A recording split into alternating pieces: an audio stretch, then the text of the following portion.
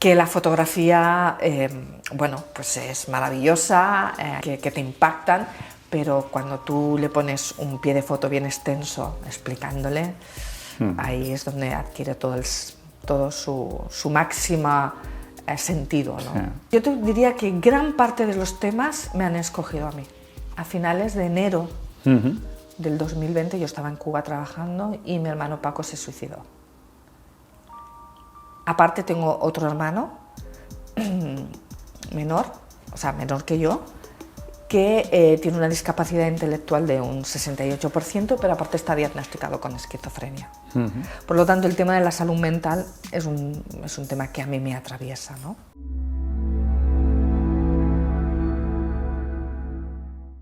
¡Guau, qué nervios! ¡Qué nervios! Hola, Nuria, gracias por venir a Referentes. ¿Qué tal? ¿Cómo estás? Pues muy bien, encantada de estar aquí con vosotros. Gracias. La primera pregunta más típica que te puedo hacer. ¿Una imagen vale más que 1000 palabras? Pues fíjate que te diría que no. A pesar de que somos seres visuales, el 90% de la información que procesa el cerebro es visual. Yo pienso, y vivimos en la era de las imágenes, sí. Yo creo que las imágenes, por lo menos los trabajos que yo hago, los proyectos que yo hago, necesitan de ir acompañados de la palabra. La palabra le da contexto y eleva la fotografía. Tú puedes tener una imagen muy potente visualmente, ¿no? y que traslade un mensaje concreto, pero el texto, los pies de foto van a ayudar a explicarte mucho mejor, a que puedas entender aspectos a lo mejor que no acabas de entender en la imagen. Por lo tanto, yo creo que imagen y palabras son una pareja perfecta, que deben de ir juntas. ¿Y añadirle un poco de sonido de repente? ¿Qué? Fíjate que ahí ya no estoy yo tan de acuerdo. Vale. Ahí ya no estoy yo tan de acuerdo. Ya sería otra... Ya estaríamos acercándonos al audiovisual. Efectivamente, ya sería... Que es maravilloso para según qué historias o qué, por supuesto, ¿no? Pero si nos ceñimos a la fotografía y texto... Se complementan. Si ya introducimos audio... Ya estamos hablando de otra cosa. Ya es otra cosa. ¿Y de dónde nace tu interés por la foto y en qué momento te nace en tu vida? Bueno, nace siendo muy jovencita, estudiando bachillerato, en una asignatura optativa. Teníamos fotografía ese año por primera vez y, claro, era analógico. Era todo, claro, de verdad. Y entonces para mí fue como mágico estar en el laboratorio y ver aparecer en una hoja de papel una imagen, como de un papel que estaba dentro de una cubeta con un líquido. Que no tenía nada, ¿no? Y eso yo creo que fue el momento en que yo me enganché a la magia de la fotografía. Luego sí que es cierto que yo creo que el motivo real nace de que soy una persona muy curiosa. Y la fotografía a mí me permitía acercarme a historias y a personas que de otra manera quizás no me hubiera atrevido a hacerlo. Entonces, por pura curiosidad creo que fue. Y dentro de esas historias tienes una larga historia con Cuba, ¿no? Sí. Háblame de tu trabajo en Cuba y por qué elegiste Cuba y todo estos años, ¿no? Porque llevas muchos años. Sí. Bueno, llevo 28 años visitando Cuba, viajando a Cuba. ¿Y por qué Cuba? Pues porque yo procedo de una familia de izquierda. Y yo cuando era pequeñita oía a mi abuelo, a mi padre, a mis tíos que hablaban de Cuba. O sea, yo tenía la música de fondo, era muchas veces Era Cuba. Cubana. Sí, claro, casi. Y entonces, bueno, eso quedó ahí y tenía la necesidad de ir a Cuba, era como esa curiosidad, ¿no? He oído hablar tanto de eso, ¿no? Y realmente, bueno, llegué, me impactó porque yo llegué, era periodo especial, claro, no tenía nada que ver con lo que yo había escuchado en mi casa, y hubo ahí un choque muy fuerte, entonces quise averiguar, saber qué pasaba, por qué, y me fui enganchando y al final pues Cuba se metió en mí y yo en Cuba y ahí estamos. Hago un proyecto desde hace algo más de 20 años ya de forma consciente, que se titula La Isla, sobre la sociedad cubana, su cultura y sus cambios, ¿no? Que voy haciendo por capítulos y por temas. ¿Utilizas a personajes a lo largo de los años o repites, digamos, personajes? Bueno, sí, hay personas. Sí, personas. Yo estoy ahí con mis películas ya. Hay personas con las que mantengo una relación desde el primer momento, que sigo manteniendo. El problema es que hay muchas de las personas que yo fotografié al principio que ya no están, porque Cuba está sufriendo en estos momentos un colapso económico, social, y en los últimos 4 años está sufriendo un éxodo mayor que si juntamos los 3 grandes éxodos de Cuba, que fue al triunfo de la revolución, hubo un gran éxodo, en la década de los 80 con el Mariel, el segundo, y el tercero en los 90 con el tema de los balseros. Si juntamos esos 3 éxodos masivos, el que se ha producido ya no solo en 4 años, ya te diría en 2 años, entre el 2021 y 2022, lo supera. Entonces, no Cuba se está vaciando. Entonces, estoy trabajando ese tema en estos momentos y sí, mantengo relación. Hay muchas personas que se han ido de las muchas, pero hay otras que están y con las que yo mantengo una relación ya de amistad, ¿no? Por ejemplo, Kirian es una persona transgénero que yo fotografié. De hecho, fue la primera persona del colectivo LGTBI que yo fotografié en mi proyecto Sex and Revolution en Cuba, y pues hace, no sé, ya 17, 18 años que inicié ese capítulo y mantengo la comunicación con ella, nos vemos, le llevo cosas, le llevo preservativos, por ejemplo, no hay preservativos en Cuba. Medicación también. Medicación, es decir, que estoy en contacto con ella y con otras personas, que eso es una de las cosas que más me gusta, mantener el contacto.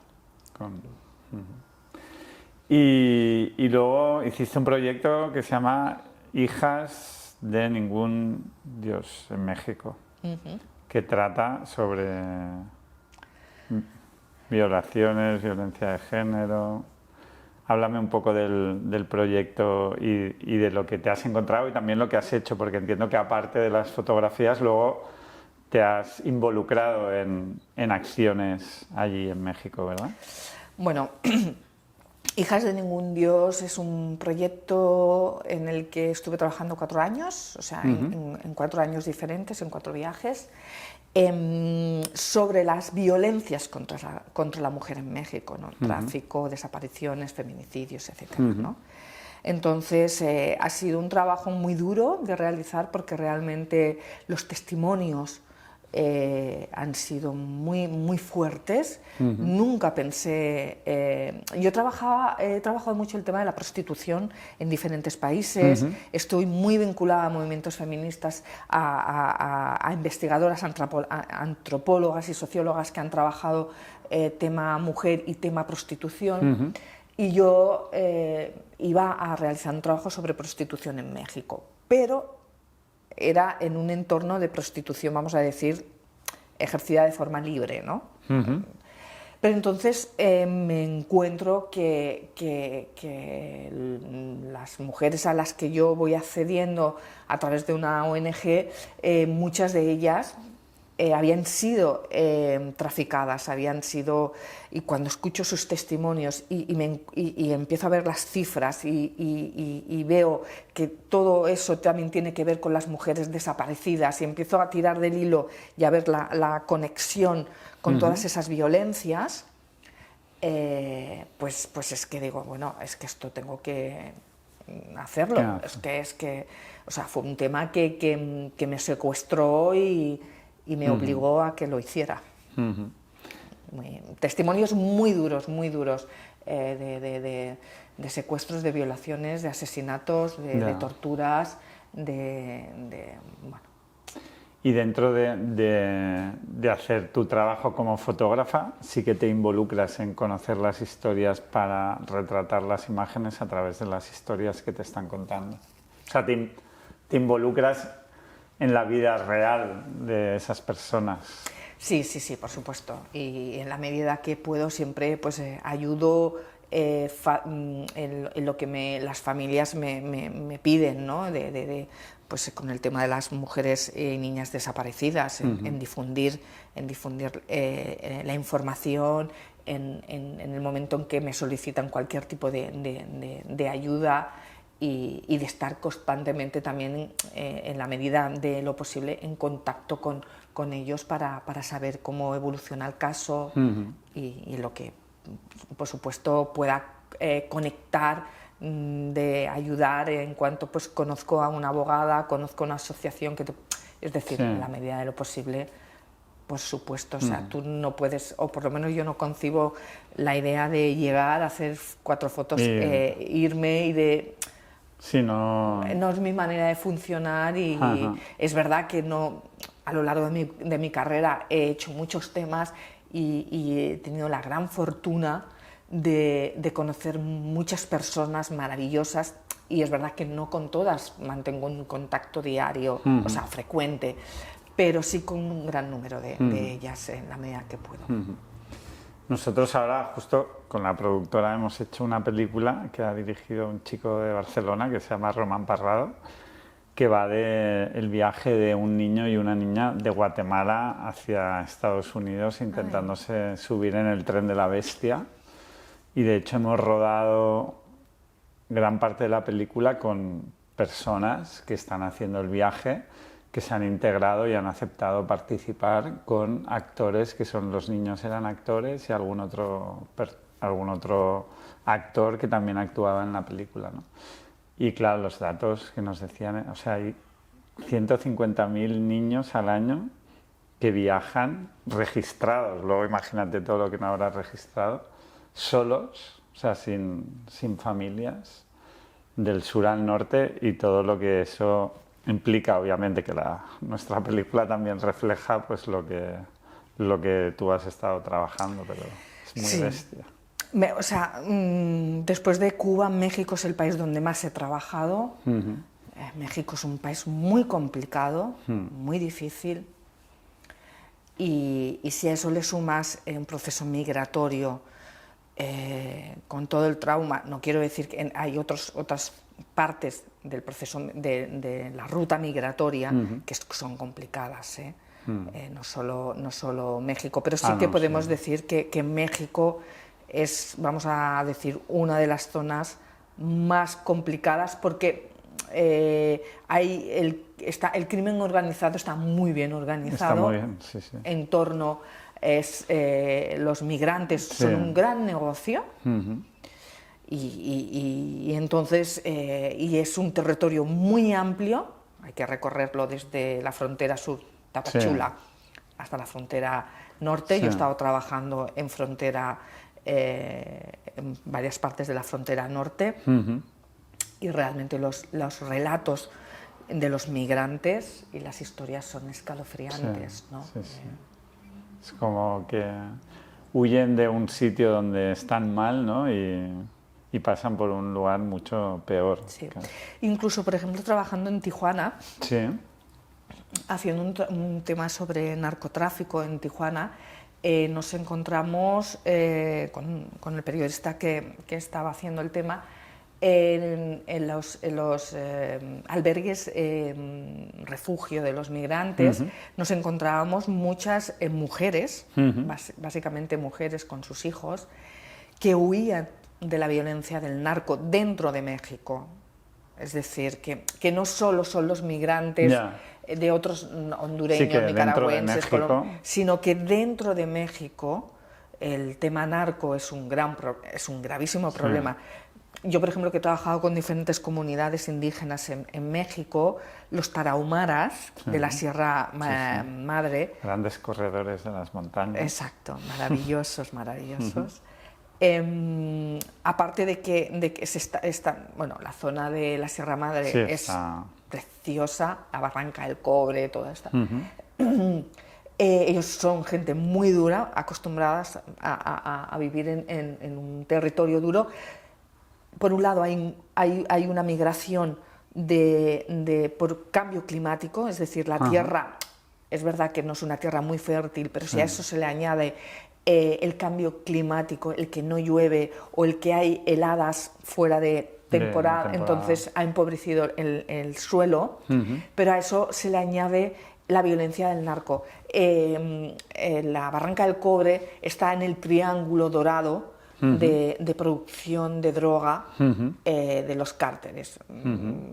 Toca varios estados. Y entonces en el estado de Chihuahua, que es la parte de...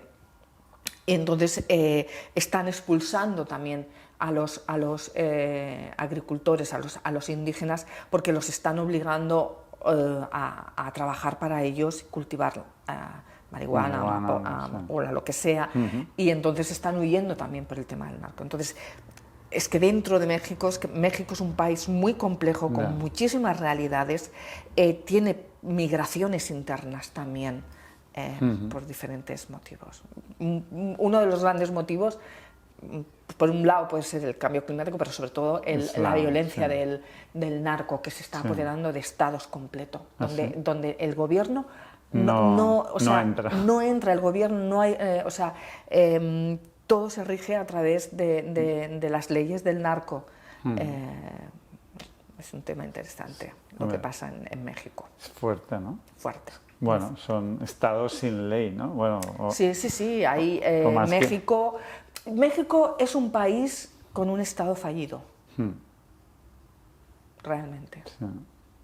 Lo que ocurre es que México lleva décadas y décadas y décadas de impunidad en cuanto a todos los delitos que se cometen. Y el crimen organizado ha penetrado en todos los estamentos y a todos los niveles. No. Entonces yo no quiero decir que todos los políticos sean corruptos, pero el crimen organizado tiene una red que ha ido cementando durante... Y que llega muy lejos. Y que llega muy arriba y muy lejos. De México a la India, que también has estado haciendo ahí trabajos, ¿no? Estuviste con un proyecto que se llamaba Solar Mama, o... Sí. Háblame, que parece muy interesante. Sí, es una historia muy bonita, A ver, yo hago temas muy duros, pero de vez en cuando yo necesito hacer temas más amables. Y también porque considero que si tú solo visibilizas los temas duros, al final acabas creando una sensación de desesperanza, de que este mundo es un terrorífico, no hay nada que hacer, que está todo perdido. Y no, hay gente maravillosa en este mundo que está haciendo cosas maravillosas, y a eso hay que darle visibilidad. Claro, eso sería como hacer unas noticias de buenas noticias, ¿no? Porque por supuesto, las noticias de la tele son todas malas, pero si hubiera un noticiero que solo fueran cosas que pasan en el mundo que están bien, sería bonito, ¿no? Bueno, pues mira, o un informativo que tuviera la capacidad de combinar las dos. Es decir, vale, infórmame... Un 50-50. Exacto, pero también infórmame de las iniciativas positivas que están cambiando el mundo, que están ayudando a personas. Y Solar Mamas es una iniciativa maravillosa que empieza hace... Es una ONG que empieza hace pues como 50 años prácticamente, y empieza primeramente ayudando a las mujeres, a las comunidades rurales y pobres de la India. Luego se centra mucho en las mujeres porque se dan cuenta que los hombres no responden. No dan brote, ¿no? Exacto, efectivamente. Que donde... Eso pasa en la India y en muchos países del mundo. Y entonces empiezan a apostar por las mujeres y se dan cuenta que realmente donde tienen que incidir es con las mujeres. Hacen un trabajo también de formarlas, de educarlas. Tienen como diferentes iniciativas en un principio, porque en la zona que ellos trabajan, que es se me fue, el Punjab, no, Rajasthan. Rajasthan. Hay un problema de desertificación, un problema de falta de agua y que el agua no es potable. Empiezan a cavar pozos, a instalar sistemas para que sea potable. Bueno, empiezan a hacer toda una serie de iniciativas buenísimas, ¿no? Entonces, claro, se dan cuenta que en muchos lugares no hay corriente. Entonces hay que de alguna manera potenciar la electricidad solar, o sea, la energía solar, convertirla en energía, ¿no? En electricidad. Entonces empiezan a formar a mujeres analfabetas, que esto es lo increíble, mujeres analfabetas pobres a que aprendan a montar lámparas y placas solares. Y entonces esto empieza a crecer y han formado, ahora no recuerdo los números ahora exactamente, pero han formado a muchísimas, te podría decir que a miles de mujeres en la India. Eso implica beneficios para la comunidad, empoderamiento para la mujer. Parece mentira, pero de estudiar quemando carbón, con lo que eso implica en tu vivienda, que te iluminas con carbón, con lo que eso implica para el medio ambiente y para tu salud, porque tú estás inhalando, a poder tener una lámpara solar, a que tú puedas estudiar, que las niñas que muchas veces trabajan durante el día y que el único rato que tienen para poder estudiar o leer es la noche, que tú tengas luz para poder leer. Esto, claro, nos puede parecer algo como muy simple aquí, pero eso marca la diferencia, realmente. Entonces, sí, y pensando que la India, si no me equivoco, tiene como un 65% de población rural, que vive en un entorno rural. Entonces, pues sí, el tema de Solar Mamas a mí me resultó maravilloso.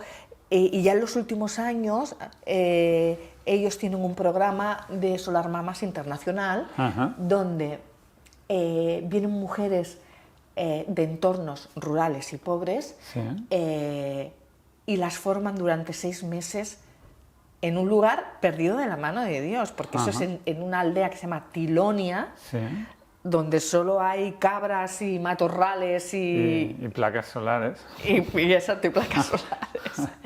Tienen ahí la ONG con dos sedes, dos campamentos. El inicial se les hizo pequeño, tuvieron que construir uno que está como a 1 kilómetro de diferencia. Y entonces, cuando yo estuve, había mujeres de 13 países. Joder. De México, de Mauritania, de Botswana, de Siria, de Senegal, de Kiribati, bueno, pues de países, dijéramos, en vías de desarrollo, muchos de ellos, ¿no? Y sobre todo mujeres, pues claro, mujeres que son muchas de ellas, vamos a decir, semianalfabetas. Que no hablan inglés, entonces era maravilloso el sistema que habían encontrado para educarlas. Entonces daban, porque muchos de los países son o francófonos o el segundo idioma es el inglés, ¿no? Entonces les enseñaban las palabras de los componentes electrónicos en inglés y en francés, en función de dónde fueras. Si eras de Senegal o de Mauritania, pues los aprendías. Los colores, entonces era a base de repetición. Y luego los libros eran con mucho dibujo, muy poca palabra, pero todo muy gráfico. Entonces las primeras semanas era repitiendo destornillador, cable, enchufe, tal. Entonces, pero sí, funcionaba. Y luego les facilitaban, entiendo, de la ONG, los sistemas para poder. Y luego estas mujeres aplicarlos. Formaban a mujeres en su país. Pero se ha de ser muy... Es que fue maravilloso ver a estas mujeres que dijeron, para ayudar a mi comunidad, yo me voy a ir 6 meses a la India, a un país desconocido, mujeres que no habían salido, sí, que no hablan, alejarse de sus maridos, de sus hijos, de su comunidad, en un lugar donde la comida, el clima, todo es diferente. Entonces es una historia muy bonita, muy bonita. Y sigue en marcha el proyecto. Sí, sigue en marcha. Y luego participaste en otro en la India, que sea Barefoot o algo así. No, es el mismo. ¿O es el mismo? Es el mismo, porque el programa que ellos tienen para formar a ingenieras solares es Solar Mamas. Pero Barefoot College es esta ONG que, aparte de tener este programa, tienen programas educativos. Para niños y niñas. El tema también de la saneación de los pozos y el control de aguas. Luego tienen un programa muy bonito que es a base de... Tienen un taller con una cantidad de... ¿Cómo se llaman? Me sale en catalán, titellas, de marionetas. De marionetas de diferentes tamaños, y entonces van por las aldeas, los colegios, sobre todo los colegios, y explican con estos muñecos, con estas historietas, le explican a los niños el problema del cambio climático, el problema del agua potable. Entonces hacen una sensibilización a través. Entonces tienen muchos programas muy interesantes. Esto es la ONG. La parte educativa para niñas y niños. Exacto. Sí. Y de todo tu trabajo que has hecho a lo largo de estos años, ¿qué es lo que más te ha impactado o más te ha creado rechazo, y qué es lo que más te sientes orgullosa de haber hecho? Bueno, me han impactado muchas cosas, porque he trabajado en contextos complicados, ¿no? Entonces, me ha impactado mucho todos los testimonios que escuché de las personas en mi proyecto Hijas de Ningún Dios.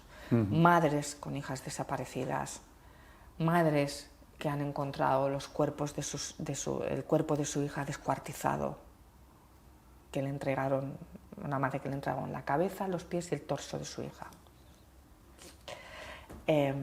Madres que llevan 10 años, 12 años sin saber dónde está su hija, que por la mañana se le despidió de su hija de 14 años, cariño, nos vemos luego a la hora de la comida, y nunca más se supo de ella. Mujeres que han estado encerradas 2 años y medio en un prostíbulo sin ver la luz, ni un rayo de luz, atendiendo a 20, 30, 40 clientes al día, que han visto cómo asesinaban a compañeras. Todos estos testimonios son muy fuertes. Luego, otro de los temas que también me impactó hacer fue trabajando en Tijuana, el tema del narcotráfico, fotografiar a las personas adictas, cómo se inyectaban, en las condiciones que vivían. Eso me resultó también muy impactante, ¿no? Trabajar en las favelas de Río de Janeiro también. O, por ejemplo, yo he trabajado el tema de las personas transgénero en muchos contextos. Entonces, en Brasil, ¿no? Trabajé, y luego me he encontrado que en el entorno de pobreza, porque al final muchas mujeres trans en determinados países salen del seno familiar de forma prematura, siendo niñas, siendo niños, ¿no? dejan la escuela con 13, 14 años, las echan, se encuentran en la calle y al final eres un niño, te acercas a otras trans que te enseñan, ¿no? Pero directamente estás en el mundo de la prostitución expuesto a todo tipo de violencias y luego con prácticas sobre su cuerpo para modificarlo muy agresivas. Yo en Río de Janeiro sé las prácticas, se inyectaban silicona industrial, con lo que eso luego supone en que eso se endurece, se mueve y pueden generar tumores. Se inyectaban en la cara, en el cuerpo. O por ejemplo, en mi último viaje a México, no, en el penúltimo, que pasé a visitar a Elvira, que es la directora de Brigada Callejera, la ONG con la que yo trabajé. Ellas atienden en consulta, tanto a nivel ginecológico como otro tipo de asistencia, ¿no? Y entonces se sentó conmigo Elvira, que es maravillosa, que es un ser de luz, y se sentó con ella una persona trans que me decía: Elvira es una santa, estoy viva gracias a ella. Entonces esa mujer trans se levantó la falda y cuando me enseñó las piernas fue un impacto. Eran unas piernas prácticamente cangrenadas, llenas de cicatrices. Entonces dice: yo estoy viva gracias a ella, porque me encontró en la calle justo en el periodo del COVID, casi desnutrida.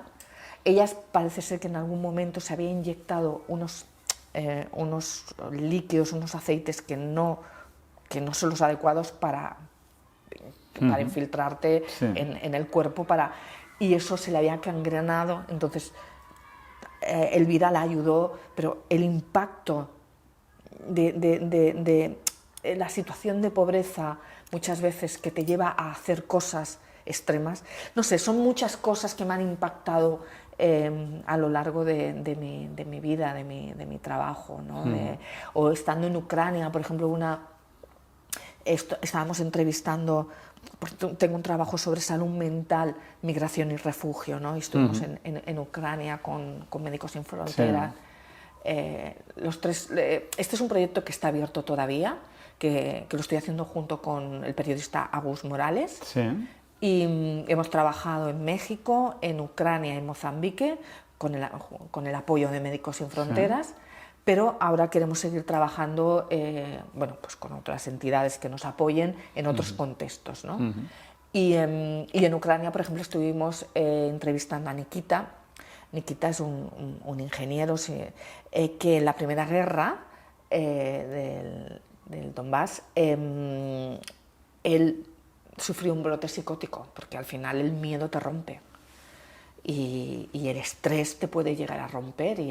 Entonces él se había recuperado, estaba bien, trabajando, pero cuando llegó esta segunda guerra de Ucrania se le activaron se activó la enfermedad, ¿no? Se empeoró y su madre contaba que cuando llegaban a un puesto de control y veía armas, él empezaba a temblar. Bueno, entonces los fuimos a entrevistar para este trabajo. Ellos estaban desplazados en una zona ya segura, en una guardería. Él vivía con su madre en una guardería. Y cuando vi a Nikita, él temblaba constantemente. O sea, son cosas pero él te hablaba con todo el amor del mundo, pero ver su miedo, su enfermedad expresada de una forma tan física, eso, por ejemplo, a mí me impactó mucho. Cuando salí de la entrevista le dije a Agus: espera un momento, me fui a una esquina a llorar porque fue una cosa que me sobre... O en Mozambique, una niña, ¿no? Con una diabetes, una niña de 9 años, Sara, es muy flaquita, muy poquita cosa, porque no se había desarrollado bien, ¿no?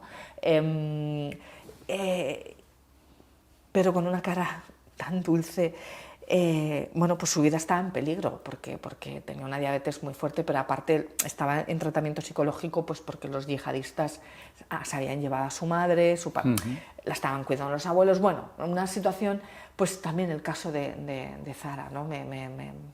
Una niña que tenía que ir 2 veces al día al hospital a que le inyectaran la medicación, pero no vivía al lado del hospital, sino que no podía ir al colegio, no podía comer. Bueno, no sé, es que podría explicarte aquí tantas cosas que me han impactado y me han emocionado, pero bueno, también historias muy bonitas y gente maravillosa.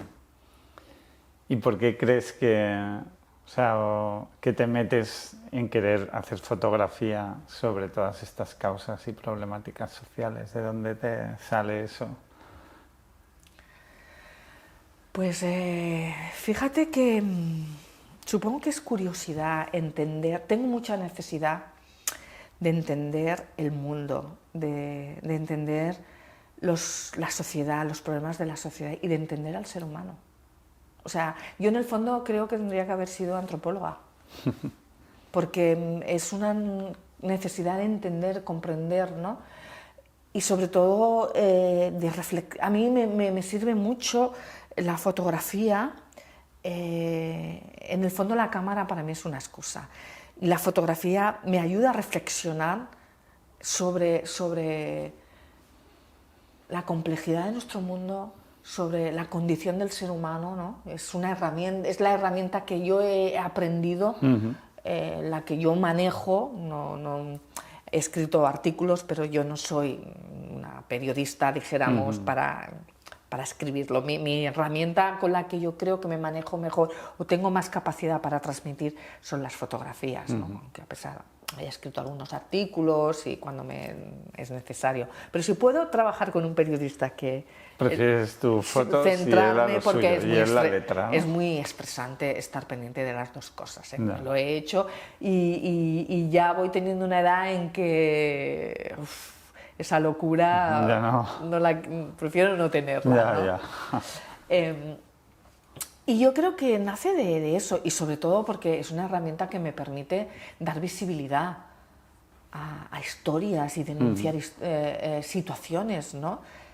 En la medida de lo posible, porque al final yo voy documento, pero luego tiene que haber canales de distribución. Sí, luego hay la distribución, que es todo que mundo. Muchas veces cae el peso de como si nosotros que esa historia llegara a la gente es como una vez la has hecho, pues ya está, ¿no? Es más difícil casi el canal, ¿no? Que a nosotros Totalmente. nos pasó que colaboramos, no sé si conoces una ONG que se llama Sonrisas de Bombay.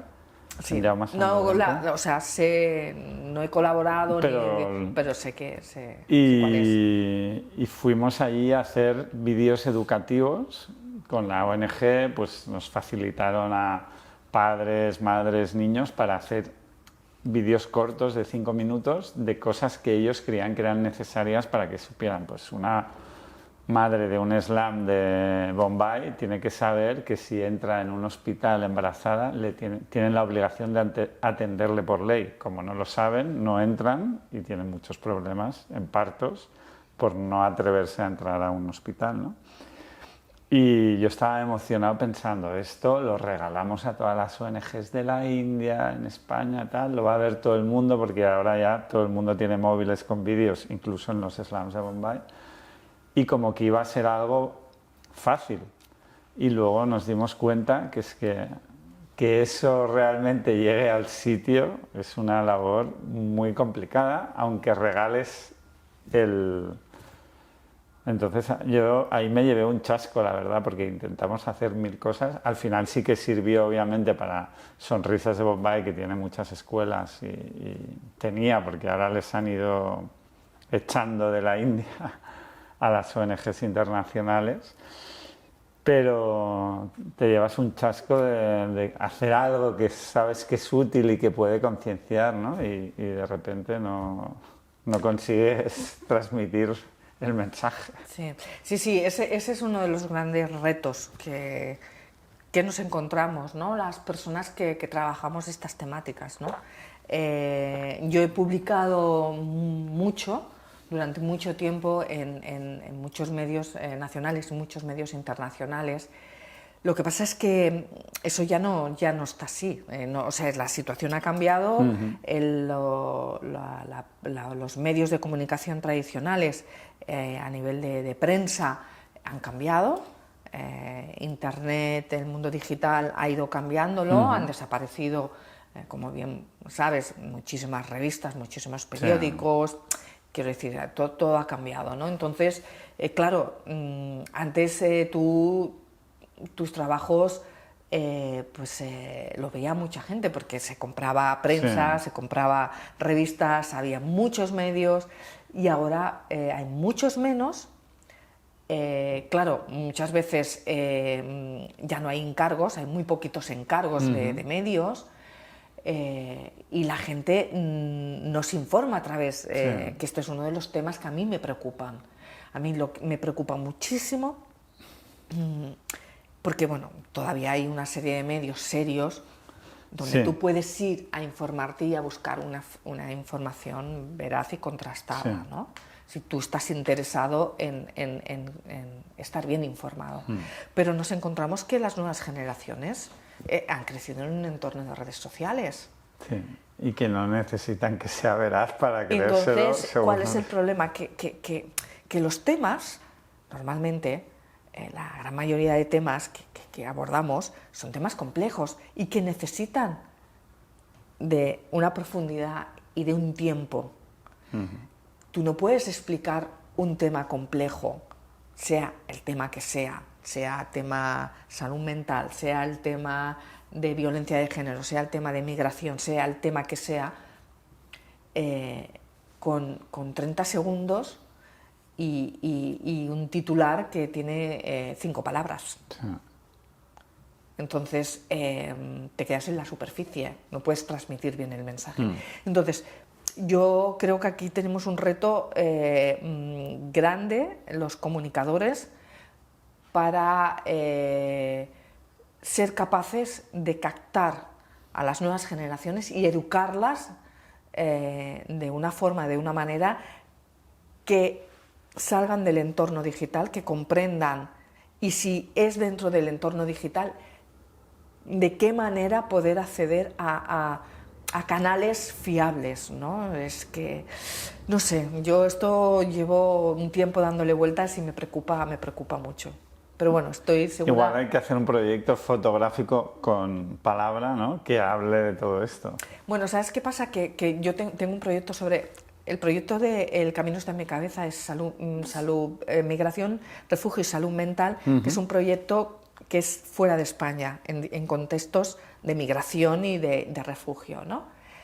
Pero tengo un proyecto que se titula Las curvas de la mente, sobre salud mental aquí en España, que estoy ahora en el proceso de hacer una exposición, que ya está cerrado, que es un proyecto que habla sobre suicidio, sobre adicciones, sobre jóvenes y pantallismo y sobre, de alguna manera, el estado general de la cuestión.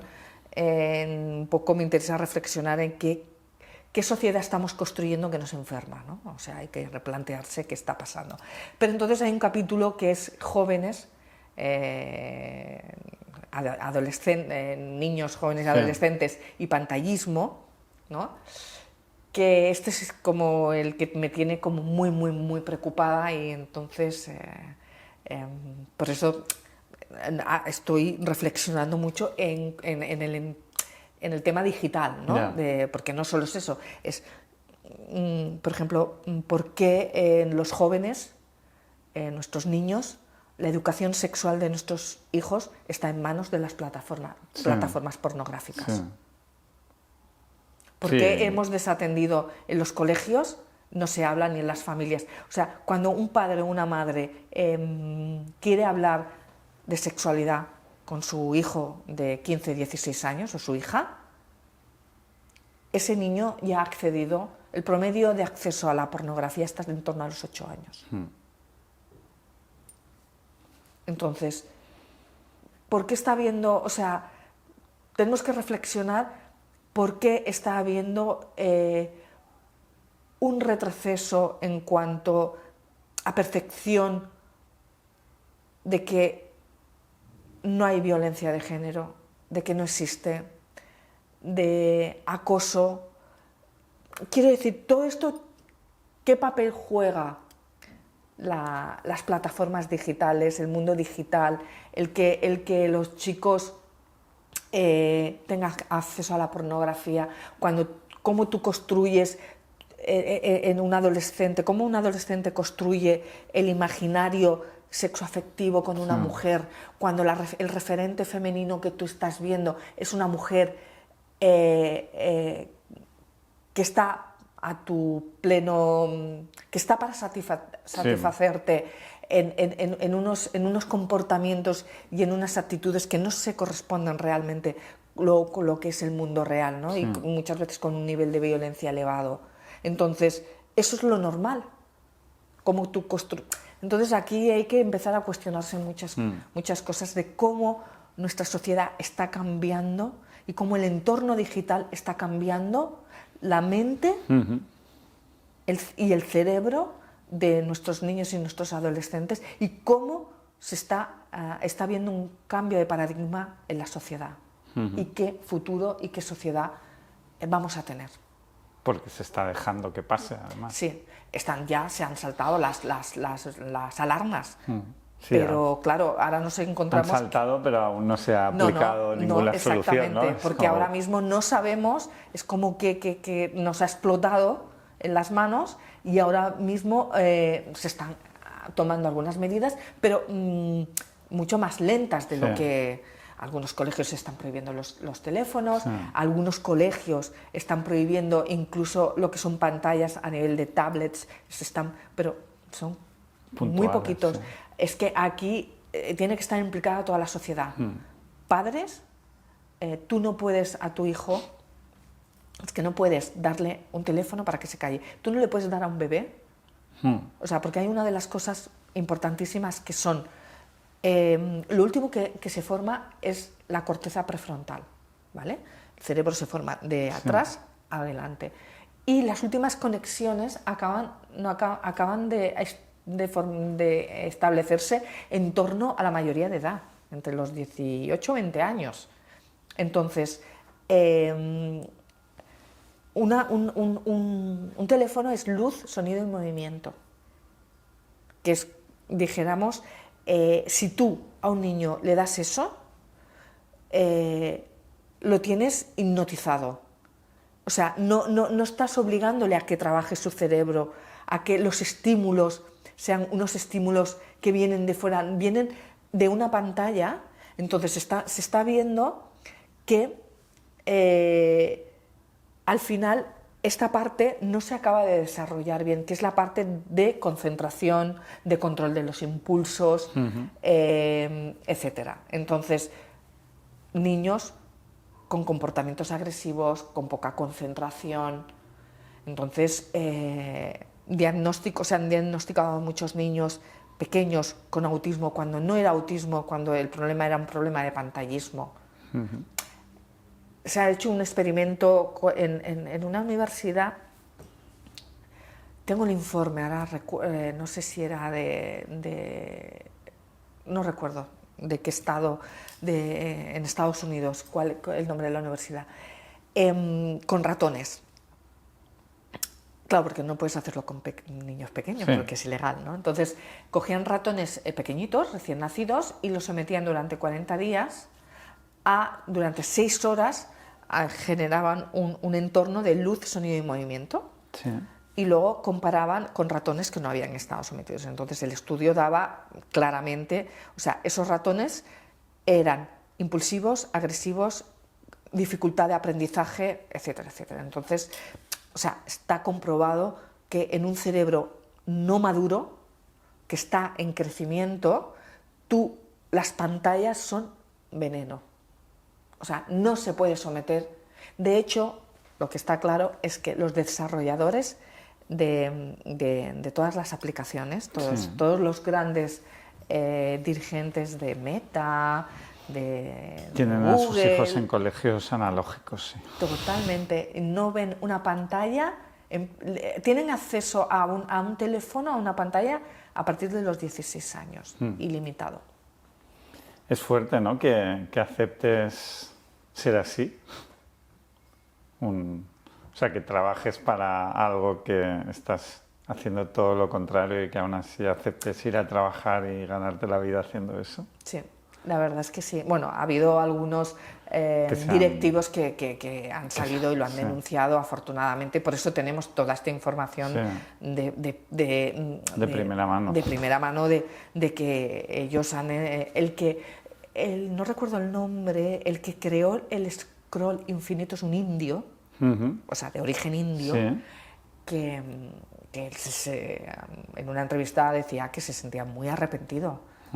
Porque realmente el scroll infinito es una maldición, porque el cerebro, o sea, si es infinito, tú no le dejas unos segundos al cerebro para cuestionarse si quiere seguir viendo o no. Entonces, como son constantes disparos de dopamina, pequeños disparos de dopamina, el cerebro quiere más. Lo que es muy interesante es que los grandes desarrolladores de toda esta tecnología, redes sociales, etcétera, han estado formados, si no me equivoco, en la Universidad de Stanford por los mejores neurocientíficos que les han explicado a la perfección cómo funciona nuestro cerebro, para saber cuáles son las maneras de generar sí, adicción. Claro, en el momento que tú sabes cómo este mecanismo, o sea, esta máquina maravillosa funciona, cómo funciona, saben muy bien cómo funciona el circuito de recompensa del cerebro. Pues difícil hacer una expo fotográfica sin palabras, ¿no? De esto que estamos hablando ahora. Esto necesita mucha palabra. Sí, por supuesto. Por eso te decía que la fotografía, bueno, pues es maravillosa, hay imágenes pero en algunos temas que te impactan, pero cuando tú le pones un pie de foto bien extenso explicándole, ahí es donde adquiere todo su máximo sentido, ¿no? Sí. ¿Y qué es lo que te hace escoger un tipo de proyecto u otro cuando abordas nuevos proyectos? Bueno, ahí yo te diría que gran parte de los temas me han escogido a mí. El tema de salud mental, a finales de enero del 2020 yo estaba en Cuba trabajando y mi hermano Paco se suicidó. Aparte tengo otro hermano menor, o sea, menor que yo, que tiene una discapacidad intelectual de un 68%, pero aparte está diagnosticado con esquizofrenia. Por lo tanto, el tema de la salud mental es un tema que a mí me atraviesa, ¿no? Entonces hay otros temas que han llegado a mí, por ejemplo, como el tema de Hijas de ningún Dios, ¿no? Yo cuando fui a México iba a hacer un tema muy concreto, pero yo no esperaba encontrarme, yo iba a hacer un tema relacionado en un barrio de prostitución con mujeres que estaban en teoría ejerciendo la prostitución de forma libre, ¿no? Pero entonces empiezo a tirar del hilo, empiezo a descubrir todo este entramado y toda esta gran industria del secuestro de mujeres con fines de explotación sexual, y entonces empiezo a tirar del hilo y es un tema que al final pues me atrapa, porque el tema de género, el tema de mujeres es un tema central en mi vida, ¿no? Entonces, o luego, por ejemplo, hice un tema sobre la comunidad Comcac, que es la nación Seri, que es una comunidad indígena de solo 1000 miembros en el desierto de Sonora, en México. Pues esto también, al final, fue cosas de... Yo estaba en la India haciendo Barefoot College, el tema de Solar Mamas, y resulta que en el grupo de Solar Mamas Internacional había 4 mujeres mexicanas de la nación Comcac. Entonces me fascinó lo que ellas me explicaron, la lucha por su comunidad, por su territorio, por mejorar las condiciones, porque es una lengua que está que solo la hablan 1000 personas, pero que está en peligro, ¿no? De que se extinga. Bueno, me fascinó, y entonces yo le dije, Guillermina, ellas acababan de llegar, le dije, cuando estéis de vuelta en México me voy a ir a documentar vuestra historia. Y sí, efectivamente, al cabo de 9, 10 meses, yo me fui allí y hice esa historia. Entonces, si te das cuenta, muchas historias, el tema de las mujeres trans fue porque yo estaba muy activa en movimientos feministas y una antropóloga, que es íntima amiga mía, especialista en tema género y prostitución, inició una investigación sobre prostitución, migración y donde estaban personas transgénero, y entonces había 2 personas que en esta beca que le dieron de investigación la ayudaban. Entonces conocí, esto hace muchísimos años, sí, en Barcelona, conocí a Bea, que es una brasileña, y a Justin, que era catalana. Entonces yo era la primera vez que me acercaba al tema de las personas transgénero.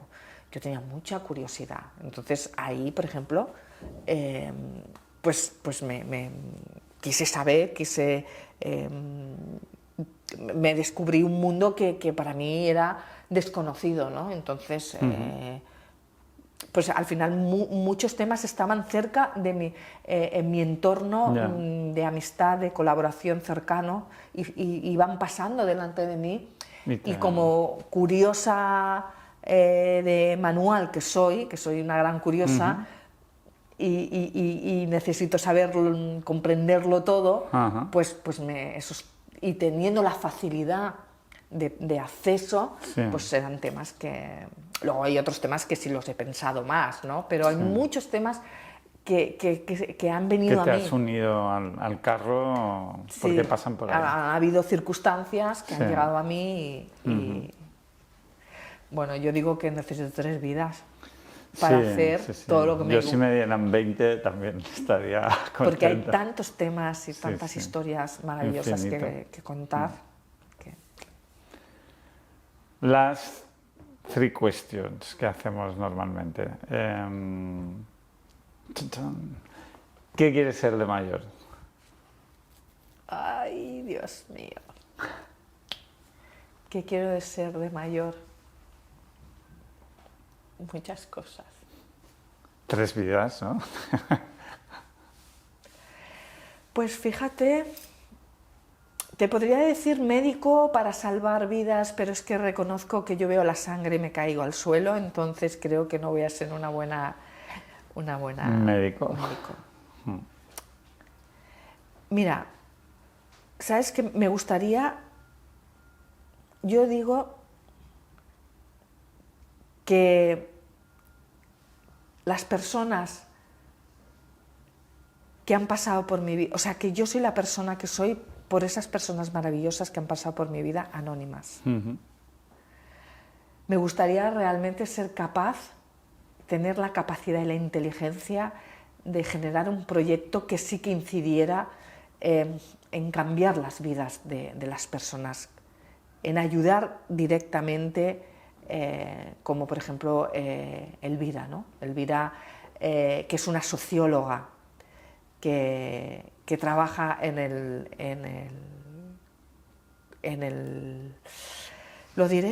barrio de la Merced, que es el barrio de la prostitución. Elvira lleva 30 años ayudando a mujeres prostitutas, de mujeres que trabajan de forma libre, que han sido traficadas. Yo he sido testigo de lo que ella ha hecho y de las miles de mujeres que ha ayudado y las miles de mujeres de vidas que ha salvado. Entonces, yo de mayor quiero ser Elvira, una Elvira. Una Elvira. Sí, es una mujer de luz, de esas mujeres, de esas personas que no van a estar en los libros de historia, de esas personas que no salen en las noticias, pero que son las que transforman el mundo, que hacen que el mundo cambie y que hacen que el mundo sea un poquito mejor. Yo quiero ser Elvira, de mayor. ¿Y para ti qué es la felicidad? La felicidad, madre mía de mi vida. Madre mía. Esta pregunta. A mí si me lo preguntaran no sabría qué. Bueno, pues mira, la felicidad es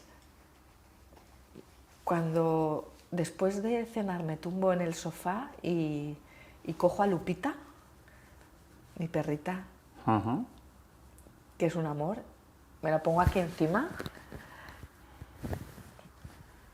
y nos relajamos. Ese es un momento de felicidad. Bueno, soy una persona sumamente afortunada porque hago lo que me gusta, pero sobre todo porque soy muy consciente y agradezco a la vida haber nacido donde he nacido, donde tengo un plato de comida, donde tengo más o menos, puedo acceder a los medicamentos cuando me encuentro mal. Seguridad. Tengo seguridad, vivo en un país donde hay mucha seguridad. Este país tendrá muchos problemas y muchos defectos, sí. Pero como he visto y he trabajado en lugares, yo me siento muy afortunada de vivir donde vivo y de tener lo que tengo, ¿no? que es poder abrir un grifo, que salga agua, encender la luz, tener luz, energía, que parece una tontería, pero que no lo valoramos, pero que es sumamente importante, ¿no? Tener gente que te quiere y sobre todo, pues eso, poder hacer lo que me gusta, ¿no? Esa es la felicidad es, a esta altura de mi vida, es tener salud, tener salud yo y tener salud la gente que quiero y seguir manteniéndome, poder hacer lo que me hace feliz, ¿no? Que es contar historias, ¿no? Eso es la felicidad. Eso es la felicidad. ¿Y después de la muerte qué? Ay, Dios mío, tocaste el tema sensible. El tema de la muerte. Pues bueno, yo tengo ahí un tema con eso. Yo pienso en la muerte cada día de mi vida. Yo también me toca bastante, por eso lo pregunto, para ver si voy aprendiendo alguna cosa que salga.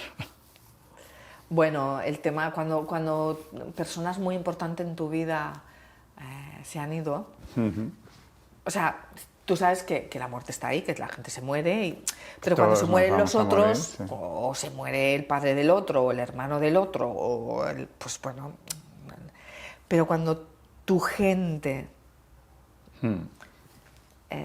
tus soportes emocionales, se van, ahí sí que eres consciente. Y entonces, una de las cosas es no agobiarse, porque pensar en la muerte todos los días, si no lo gestionas bien, te da un agobio que flipas.